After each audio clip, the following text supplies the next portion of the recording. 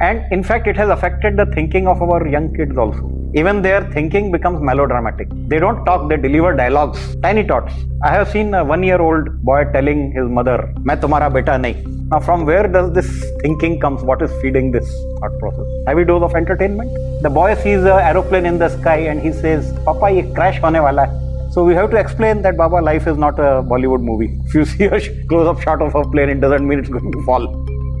Our country has invested a lot of costly resources in launching the satellites. We don't learn so much of what other benefits those satellites have given, but we see proliferation of number of TV channels. Was that the objective of that investment? I see we have more number of TV channels than any European country. Why is that we require so many channels? What do we do with them? And what do they communicate at the end of the day? What's the objective? Colossal waste. It's only, as I say, multi-channel opium which we are administering to our people, so that they do nothing. Somewhere it must be affecting the productivity, must be affecting discharge of duties, and it is blatant misuse of resources. Basically, the fallout is that we have a taste for loud things. We are desensitized towards subtler things. But most of our life is comprised of subtler things. Sensational things happen once in a way in the entire lifetime. They don't happen every day. Too much of sensationalism is not equipping us to deal with the day-to-day life. We can't seek pleasure out of our day-to-day working.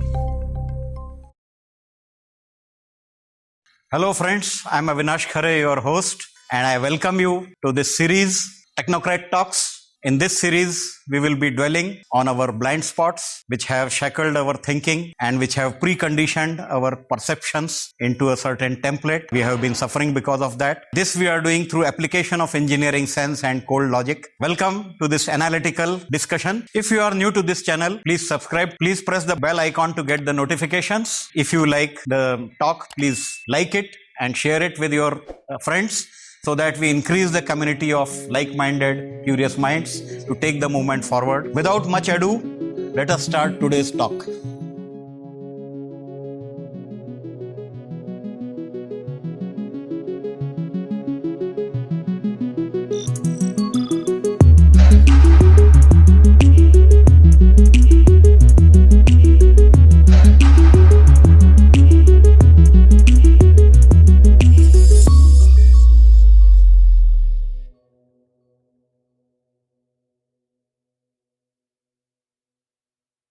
So friends, today we are discussing an unusual subject. We are seeking to apply the engineering sense to the field of entertainment. Now, entertainment is something that forms a part of our culture, that forms a part of our behavior pattern, our thought process, our likes and dislikes. Applying little bit of engineering logic in analyzing what we are, why we are, will help us to figure out our strengths and weak points, and we can work on them hopefully. With this, let us get started. Can you discuss the historical origins of our entertainment-driven culture and how it has evolved over time? Okay. See, for a moment, let us disconnect while we are talking about the ancient books. Let us disconnect from the faiths, beliefs, religion. Okay, we just consider them as pure piece of literature. Okay. Now the ancient books which have become popular with the masses, if you analyze them, they have all elements of a perfect story. The sense they have suspense, they have climax, they have thrills, they have emotions, they have profundity. They have philosophy, climax, anticlimax, okay. So all the elements of a story are there in these books, okay. Now whether those were stories or those that were reality is besides the scope of discussion, but then it's a fact that all elements of story are definitely there. So our entertainment takes off from there. Those books have become popular because of their entertainment value, to the extent that it has started bordering on intoxication.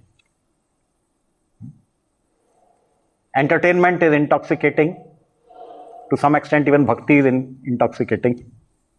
In the sense that one gets disconnected from the society and real world in that sense. Yeah. So our tryst with entertainment, strong dose of entertainment, addiction to entertainment began there. And today, Westerners accuse us that we have very strong, very garish taste. If we consider, let us say, textiles, we prefer gaudy colors, bold contrast, big prints, lot of embroidery, lot of sophistry, lot of intricacy, lot of difficulty level in crafting it. Yeah. So our tastes are loud. Our entertainment is loud. Our movies have a very strong dose of melodrama. If you see a James Bond movie, the Bond, if he has to convey his anguish, he just tightens the knot of his tie. And our hero delivers a 10-minute long dialogue to convey the same. Now, why can't we be as sober, as a matter of the fact, as others? In culinary also, you see, we like strong flavors of curries, strong masalas. We have addiction to strong taste. Okay. Things which are complicated, things which are difficult, we are enticed by them. And entertainment is also one of those. So, historically, yes, traditionally, we have a very, very strong addiction towards entertainment. And today, you see, we are a poor country, but the maximum number of movies are made in India. Now, one has to ask what purpose are these movies serving? Is it in national interest? Does it improve our productivity? No. Entertainment is like opium. Whole day you can sit in front of idiot box and keep watching the serials and OTTs. So it's like an opium. It is making the people lazy, lethargic, and they do nothing. That is the loss. So we get addicted to entertainment, and like any other intoxication, it takes toll on our active contribution to the society. And it hampers discharging of our duties. That's why it's a concern. How do you think the heavy emphasis on entertainment has shaped the cultural values and priorities of our society? Well, anything which look outlandish, out of the world, we are attracted by that. We tend to ignore things that we consider mundane. So, if there is a fire and if somebody does firefighting and saves 10 people, he becomes a hero. Rightfully, yes. Nothing wrong in recognizing the hero. But then, we don't value somebody who will prevent the fire, somebody who will maintain discipline, who will maintain the system, so that there is no untoward incidents. So we let things aggravate and then we outshine as a hero. Okay, that is the impact of this one. We let things degenerate and then comes a climax and then somebody comes out victorious. In real life, things don't happen like that. And in fact, it has affected the thinking of our young kids also. Even their thinking becomes melodramatic. They don't talk, they deliver dialogues. Tiny tots. I have seen a 1-year-old boy telling his mother, मैं तुम्हारा बेटा नहीं. Now, from where does this thinking comes? What is feeding this thought process? Heavy dose of entertainment. The boy sees an aeroplane in the sky and he says, Papa, ये crash होने वाला है.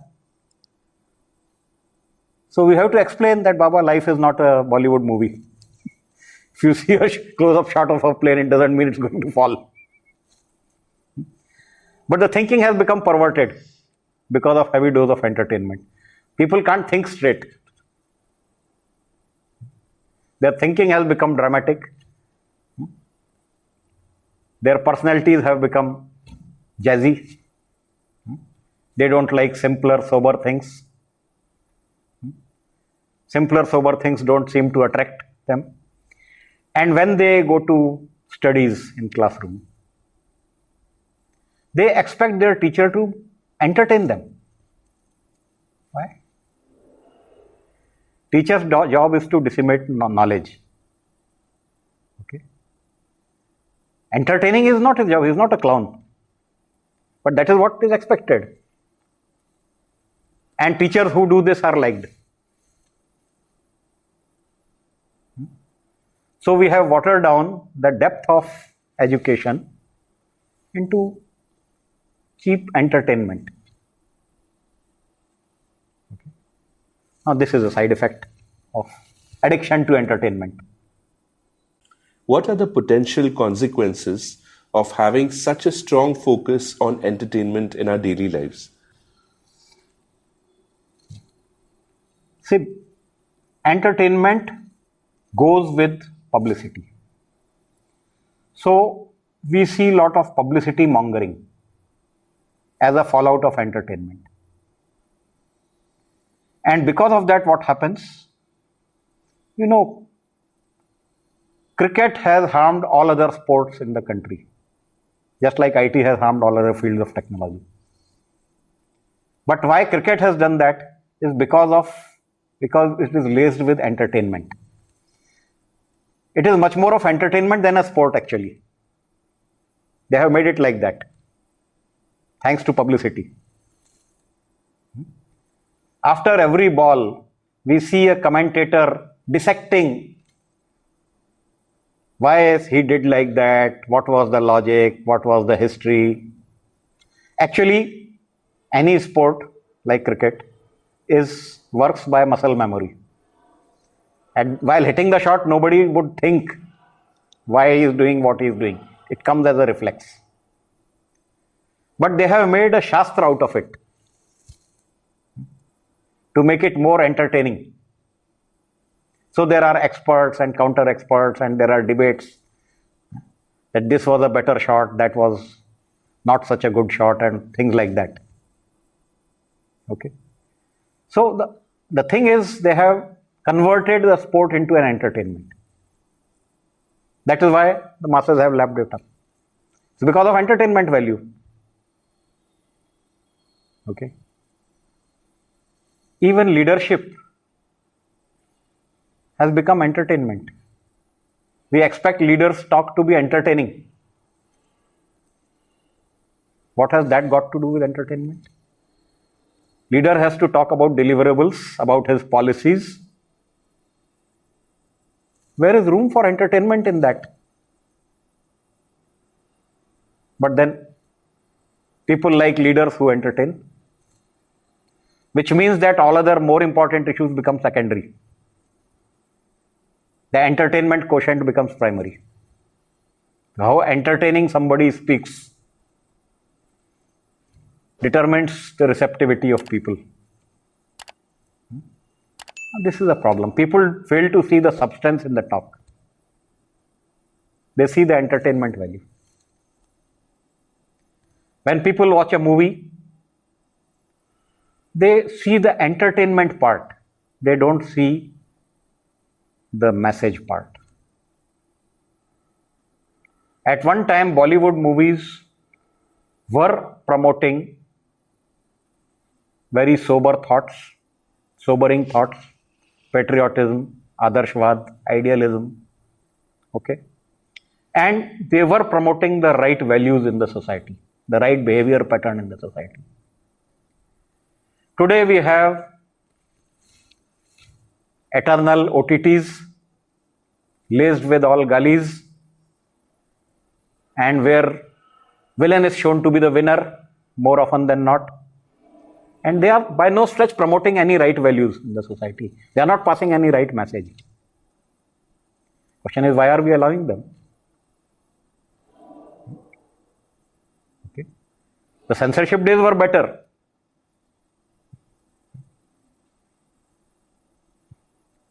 You see some of the Pakistani serials, those are better because there is heavy censoring in what message should be communicated by that entertainment.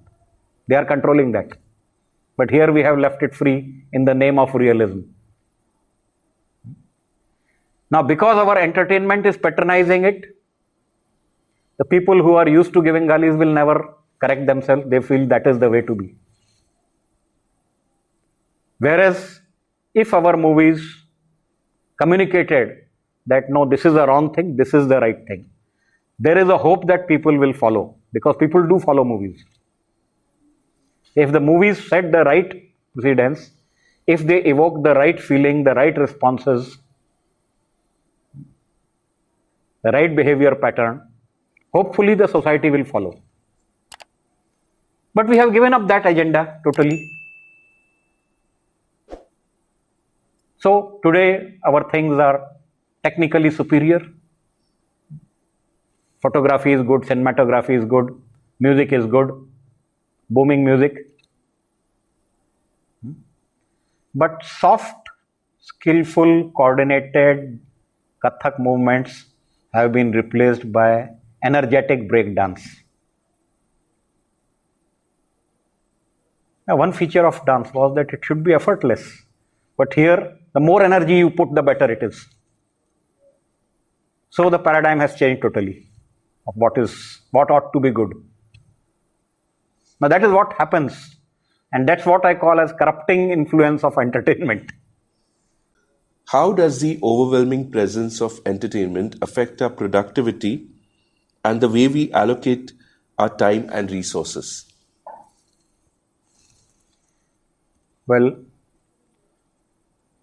our country has invested a lot of costly resources in launching the satellites. Okay. We don't learn so much of what other benefits those satellites have given, but we see proliferation of number of TV channels. Was that the objective of that investment? I see we have more number of TV channels than any European country. Why is that we require so many channels? What do we do with them? And what do they communicate at the end of the day? What's the objective? Colossal waste. It's only, as I say, multi-channel opium which we are administering to our people, so that they do nothing. There's no harm in a little bit of entertainment, but it has to be commensurate. If somebody spends, let us say, 1 hour in entertainment in a day is fine. But spending something like 10 hours in front of TV, somewhere it must be affecting the productivity, must be affecting discharge of duties, and it is blatant misuse of resources. Can we afford it? Should we be wasting our resources like this? It's a matter to be considered. Because any investment, if we apply engineering sense, we have to consider return on investment. Putting so much money in entertainment, what is the return on investment? Okay, advertising is something that is a fringe benefit. That's again a part of entertainment. But as a nation, what do we get? As business, somebody may be getting something. As a nation, what do we get with the entertainment? Other than, okay, some people get employed. But they will get employed anyway. Whatever country decides to do, they will get employed there. What is the big deal? But they should be employed more gainfully. Why in this opium game? In what ways do you believe the entertainment industry influences the behavior and aspirations of the younger generation specifically?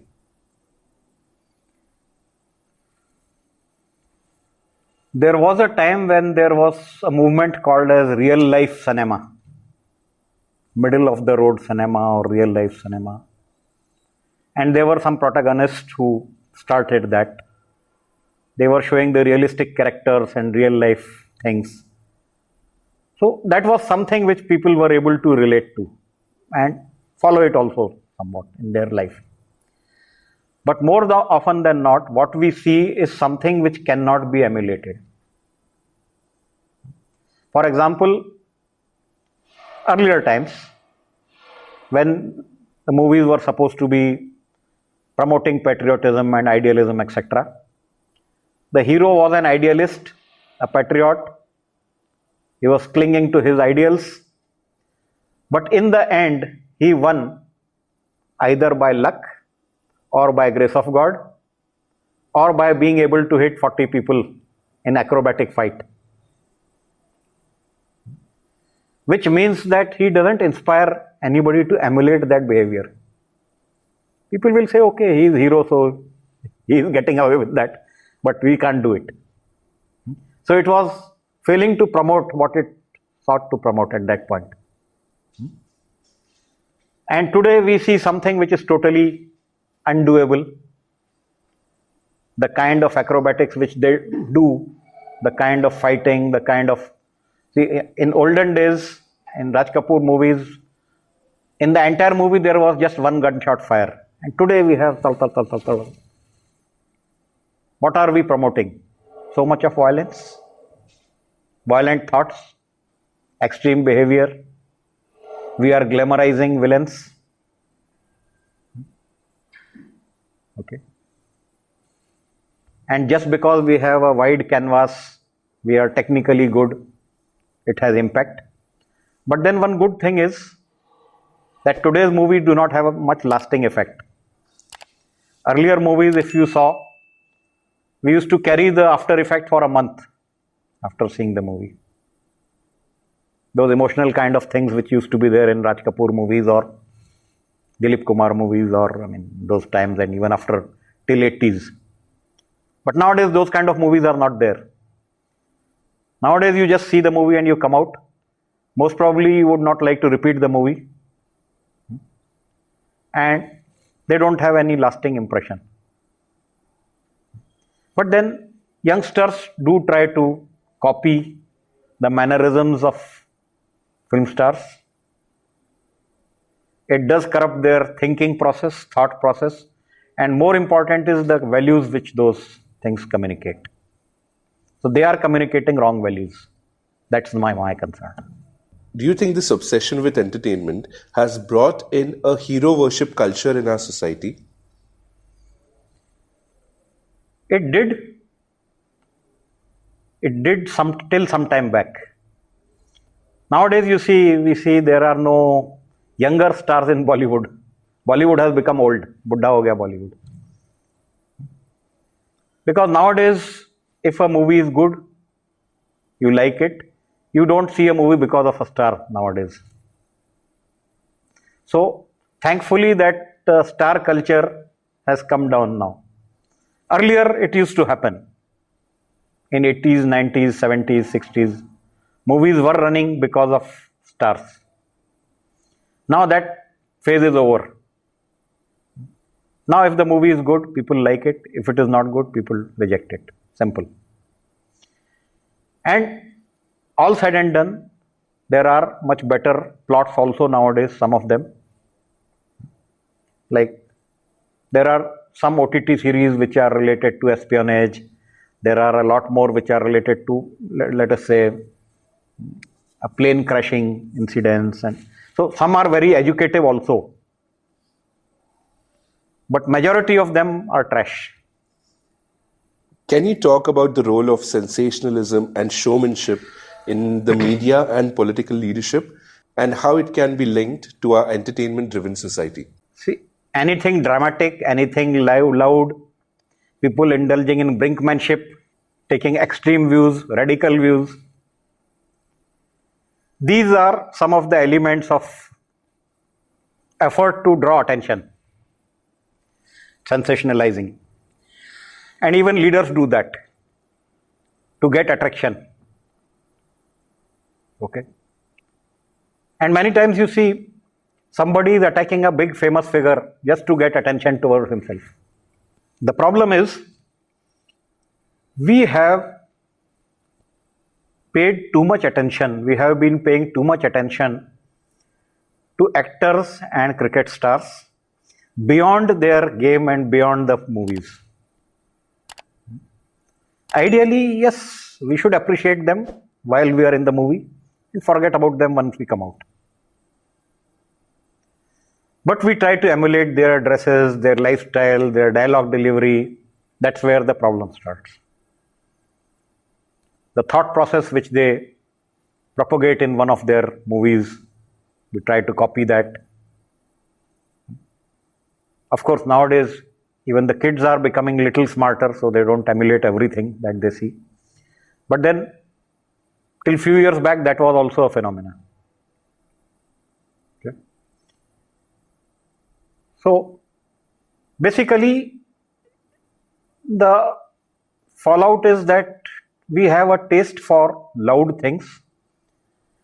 We are desensitized towards subtler things. But most of our life is comprised of subtler things. Sensational things happen once in a way in the entire lifetime. They don't happen every day. So, too much of sensationalism is not equipping us to deal with the day-to-day life and our day-to-day working. We can't seek pleasure out of our day-to-day working. That's the problem. Because we want to do something outlandish, something radical, which may never happen actually. If it happens, it will be once in a lifetime probably. But then we get carried away too much by that. So that is corrupting our thought process, our behavior pattern, the way we grow up. What steps can individuals take to strike a healthy balance between entertainment consumption and more productive pursuits? See, we have to be very clear that life is life, entertainment is entertainment. We have to disconnect the two. We don't try to link the two. And we allot a commensurate time for entertainment. There is no harm in consuming entertainment, provided it is in right proportions. Okay. 1 hour, 2 hours every day is fine. But anything more than that is too much. It should not take toll on our productivity. It should not affect our duties. It should not affect our normal development. It should not affect our behavior pattern. And entertainment has to communicate the right attitudes, the right behavior pattern, the right cultural values, and the right ways of life. That's what is expected. And I'm sure with all these elements, it can still be entertaining. Only thing is, yes, we have to tune up our sensitivity to be able to appreciate that kind of entertainment. Okay. It doesn't have to be extreme entertainment all the time. The sensationalism kind of entertainment all the time. Many routine things, we can laugh on very routine characters also. If we have our sensibilities, we can enjoy mundane day-to-day affairs in our life also. So we should not become desensitive towards those valuable pleasures, I would say. Just because our thought process is clouded by extreme entertainment. In your opinion, how can the entertainment industry evolve to provide content that is both engaging and enriching without perpetuating the negative aspects of our current entertainment culture? No, I think there has to be some censorship, because if you leave to market forces, the market forces always lead you to a corrupting side. The problem with free economy and free market is that it leads you to the corruption eventually. All kinds of corruption: financial corruption, emotional corruption, corruption of ethics, values, everything. Now that has to be guarded against, and that's the job of leadership. We have to promote the right thought process, the right set of values. We can't leave it to market, because if you leave it to the market, you see big queues in front of wine shops. That is what free market will do. So your entertainment also becomes like a wine shop with a long queue in front of it. But that cannot be allowed to happen. It has a harmful effect. So there has to be some control. So I am not against censorship. Censorship has to be there. And somebody who's making entertainment has a responsibility that his product has to carry some message, some value to the society. It cannot be just a time pass, because any time pass is loss of productivity. It has to add value. It has to add to emotional intelligence. It has to add to cerebral intelligence. It has to add to behavioral intelligence. Okay. And it has to improve the social fabric. It cannot be hate mongering. It cannot be promoting vengeance unduly. Right? And it has to teach people how to enjoy subtler things in life. Because majority of life will be subtle. It will not be extreme. Okay. So that is what is the expectancy from entertainment industry. I am sure they can do it.